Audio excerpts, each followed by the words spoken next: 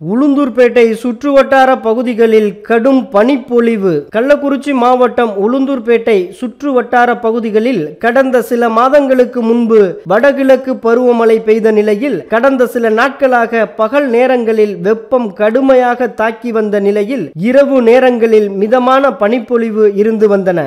இந்த நிலையில் இன்று அதிகாலை முதல் காலை 9 மணி வரை தொடர்ந்து கடுமையான பனிப்பொழிவு இருந்து வருவதால் சென்னை, திருச்சி, உளுந்தூர்பேட்டை, சேலம் 4 வழிச்சாலையில் செல்லும் பெரும்பாலான வாகனங்கள் மெதுவாக ஊர்ந்து சென்றன. மேலும் 4 வழிச்சாலைகளில் முன்னால் செல்லும் வாகனங்கள் தெரியாத அளவிற்கு பனிப்பொழிவு இருந்து வருவதால் வாகன ஓட்டிகள் முகப்பு விளக்கு எரிய விட்டபடி வாகனங்களை ஓட்டிச் சென்றனர். மேலும் கடும் குளிர் காரணமாக பெரும்பாலான வாகன ஓட்டிகள் சாலையில் ஓரமாக ஆங்காங்கே வாகனங்களை நிறுத்திச் செல்கின்றனர். விவசாயம் நிலப்பகுதிகளிலும் கடும் பனிப்பொழிவு இருந்து வருவதால் வழக்கம்போல் விவசாய நிலங்களுக்கு செல்லும் விவசாயிகளும் செல்ல முடியாமல் அவதிக்கு உள்ளாகி வருகின்றனர்.